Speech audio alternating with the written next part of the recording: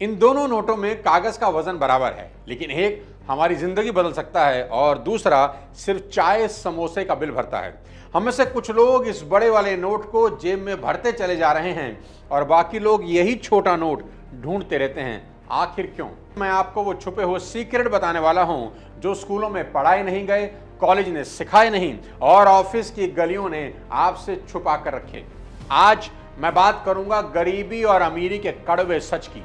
सुनाऊंगा आपको ऐसी 3 कहानियां जिनमें लोग मिट्टी से उठकर आसमान के सितारे बने, और फिर खोलूंगा मनी मैनेजमेंट का असली फॉर्मूला ताकि आपका पैसा आपके लिए पसीना बहाए। और मेरा चैलेंज है कि इस वीडियो के एंड तक अगर आपकी रगों में करंट ना दौड़ जाए तो डिसलाइक ठोक देना। ये चैनल सब्सक्राइब जरूर कीजिए, क्योंकि आज आप चैनल ही नहीं अपना मुकद्दर भी सब्सक्राइब करने वाले हैं। तो अपनी सीट बेल्ट बांध लीजिए और अपनी नोटबुक जरूर उठाइए, because the money roller coaster is leaving right now.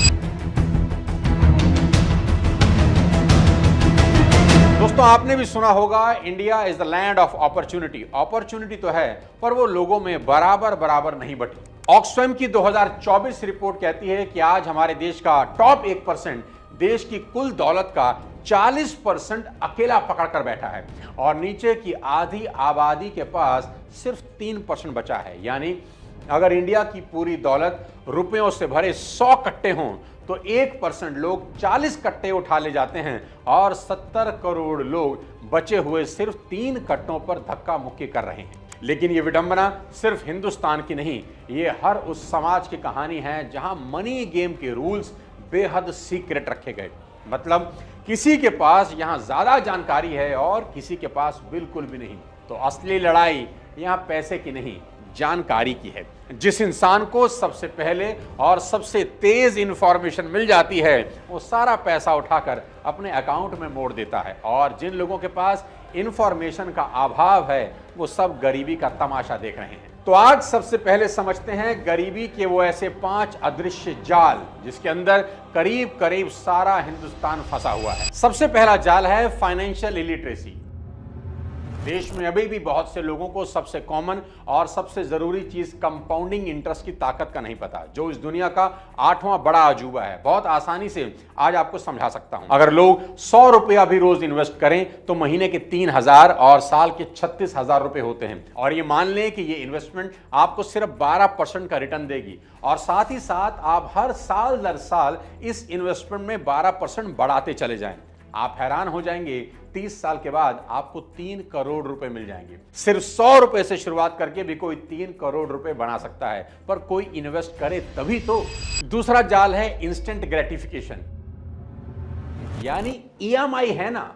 ये लोग आज भी अपनी डिजायर को डेप्थ से पूरा करते हैं, यानी आमदनी अठन्नी, खर्चा रुपया, आज लुटाओ कल चुकाओ, क्रेडिट कार्ड जिंदाबाद। ये लोग 30% का सालाना इंटरेस्ट जाने अनजाने में भर रहे हैं, पर समझाए कौन। तीसरा जाल है हाई डिपेंडेंसी रेशो।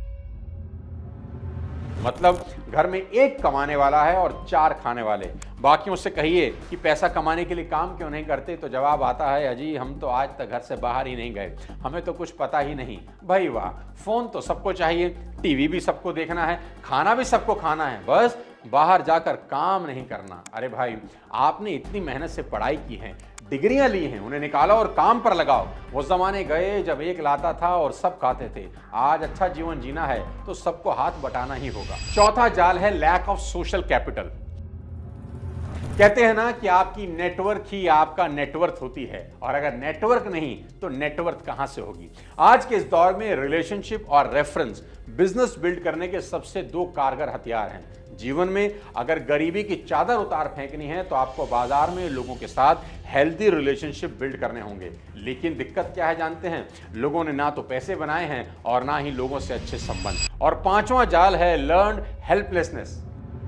मतलब हमसे ना हो पाएगा की आदत जो पीढ़ियों से चली आ रही है कि ये हम कैसे कर सकते हैं, आज तक हमारे परिवार में किसी ने नहीं किया, हमारे मतलब का काम नहीं है, वगैरह वगैरह। वीडियो को पॉज करिए और आप कमेंट बॉक्स में लिखिए कि इन 5 में से कौन सा जाल अभी आपकी टांग खींच रहा है, और ये भी लिखिए कि कल से उस जाल को काटने के लिए आप कौन सा एक्शन लेने वाले हैं। अब आपसे एक सवाल पूछता हूं, जिन लोगों को आप अमीर देखते हैं क्या वो लोग पैदा ही अमीर हुए थे?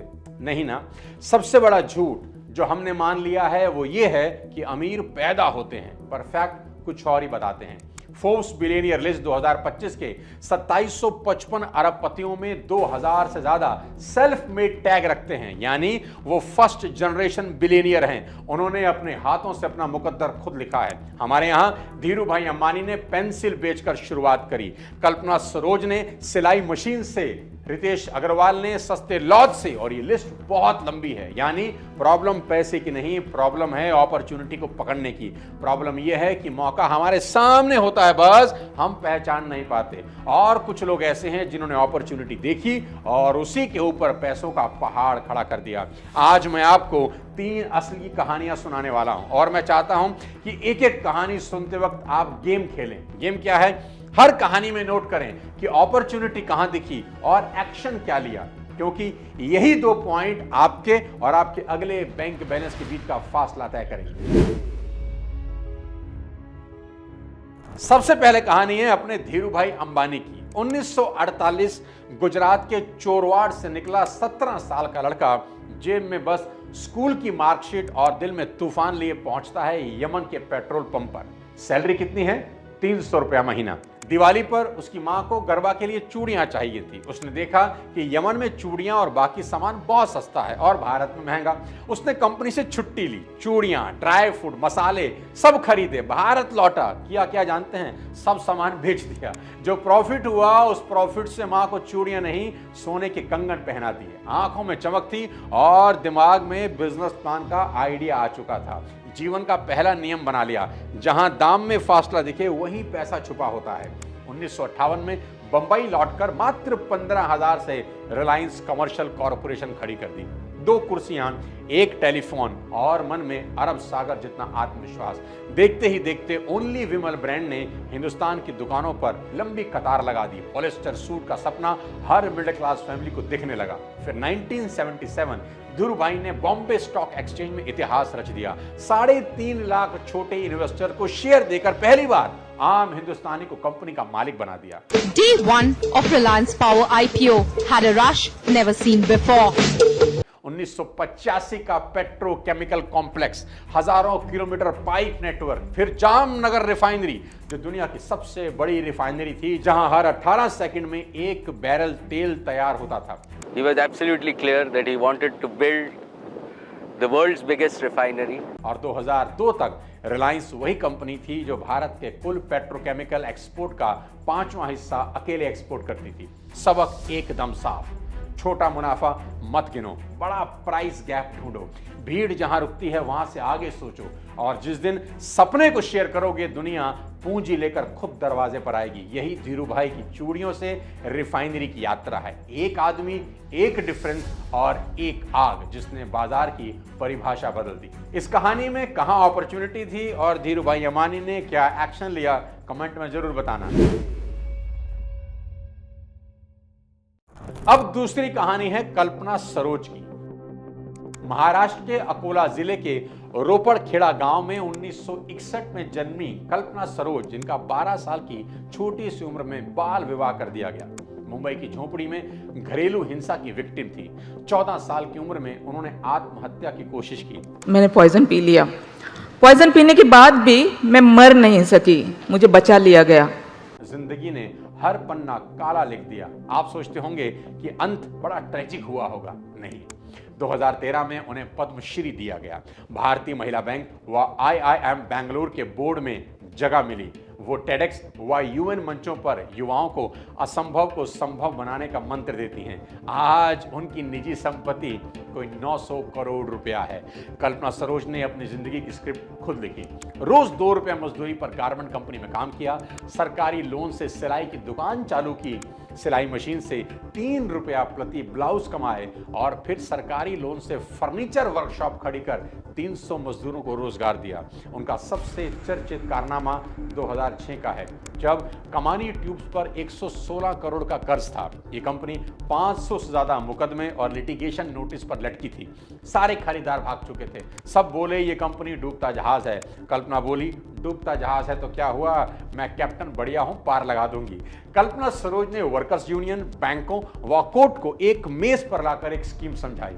मजदूरों के बकाया 8.5 करोड़ चुकाए, 3 नई गैस फर्नेस लगाई और 2010 तक कंपनी को प्रॉफिट में मोड़ दिया। हिस्ट्री में यह पहला मौका था जब एक दलित महिला ने खस्ता हाल कॉर्पोरेट कंपनी को रिवाइव कर प्रोडक्शन पर ला दिया और आज वही ब्रांड खाड़ी देशों में प्रीमियम पर बिक रहा है। कोर्ट ने उन्हें द ओरिजिनल स्लमडॉग मिलेनियर कहा। वो कहा करती थी जब लोग डरकर भागते हैं वही वक्त भागने वालों के लिए रास्ता खोलता है। कहते हैं ना, हौसले का लोन जब सैंक्शन हो जाए तो ब्याज में दुनिया रिस्पेक्ट चुकाती है। आपके लिए फिर वही सवाल, इस कहानी में कहां अपॉर्चुनिटी थी और कल्पना सरोज ने क्या एक्शन लिया, कमेंट में जरूर बताइए। और तीसरी कहानी है रितेश अग्रवाल। ओडिशा के छोटे से कस्बे बिसमकुटुक में 13 साल सिम कार्ड बेचने वाला 17 साल का लड़का जब पहली बार दिल्ली आया तब जेब पतली थी पर सपने मोटे। वो दिल्ली की सड़कों पर 800 रुपए से 900 रुपए के सस्ते होटल ढूंढता ढूंढता एक प्रॉब्लम पकड़ता है। क्या कि अधिकतर होटल के कमरे खाली हैं पर ट्रैवलर को मिल नहीं रहे और रेट है अनाप शनाप। उसने सॉल्यूशन ढूंढा। एक ऐसा प्लेटफॉर्म होना चाहिए जो होटल के कमरों को वैसा ही स्टैंडर्ड, वही प्राइस प्रॉमिस और वही एक्सपीरियंस दे जैसे मैकडॉनल्ड का बर्गर, जिसे चाहे आप मुंबई में खाएं चाहे मुरादाबाद में, टेस्ट एक जैसा होगा। और फिर जन्म हुआ ओयो का। दोस्तों 2025 तक ओयो 80 से ज्यादा देशों में 1,57,000 होटलों से पार्टनरशिप करके 4 करोड़ से ज्यादा पैसेंजर को चीपेस्ट रूम प्रोवाइड करा चुका है। कोविड पेंडेमिक के दौरान जब होटल इंडस्ट्री पूरी तरह आईसीयू में थी, रितेश अग्रवाल ने कमीशन मॉडल को subscription plus flexible revenue share में बदलकर मालिकों का फिक्स खर्चा 0 कर दिया। फिर ओयो 360 लॉन्च करके सब खेल बदल दिया। नतीजा यह हुआ कि सूने कमरों में ट्रैफिक लौटा, कंपनी ने पहली बार प्रॉफिट रजिस्टर किया और रितेश ने 1.5 लाख से ज्यादा होटलों को आईसीयू से उठाकर तेज रफ्तार रनवे पर पहुंचा दिया और साबित कर दिया कि जब बाजार ऑक्सीजन छीने तो टेक इनोवेशन ही असली वेंटिलेटर का काम करता है। सीख क्या मिली? बड़ी सिंपल है कि छोटा आइडिया अगर बड़ा पेन हल करे तो दुनिया फंडिंग खुद ब खुद दफ्तर तक पहुंचा देती है। यानी आपका दिमाग सोना उगलने वाली खान है, बस आपको सही इंस्ट्रूमेंट से खनन करना आना चाहिए। सवाल फिर वही, इस कहानी में अपॉर्चुनिटी कहां थी और रितेश ने क्या एक्शन लिया, कमेंट में जरूर बताइए। तो दोस्तों, पेट्रोल पंप का सेल्समैन, स्लम की सिलाई मास्टर और सस्ते हॉस्टल का घुमक्कड़, तीनों ने प्रूव किया कि सर्कमस्टांसेस हमसे बड़े नहीं, हमारे फैसले बड़े होते हैं। अगर ये इंस्पिरेशनल कहानियां भी आपकी रगों में आग नहीं लगाती तो शायद आपका वाईफाई ही स्लो है। वीडियो दोबारा प्ले कर लीजिए। अभी लाइफ में चाहे जितनी गरीबी हो, जितनी इनइक्वालिटी हो या हौसले की कमी हो, याद रखो पैसा सबसे पहले दिमाग में उगता है, जेब में तो बस फसल काटनी होती है। अब उठो, एक्शन लो और अगली कामयाबी की कहानी तुम लिखो। हम सब पढ़ने को बेताब हैं। वीडियो अगर पसंद आया हो तो कम से कम अपने 5 जानने वालों को जरूर शेयर कर दें। अगले किसी और धमाकेदार वीडियो के साथ जल्द आपसे मिलता हूं। तब तक स्वास्थ्य का ध्यान रखें। जय हिंद।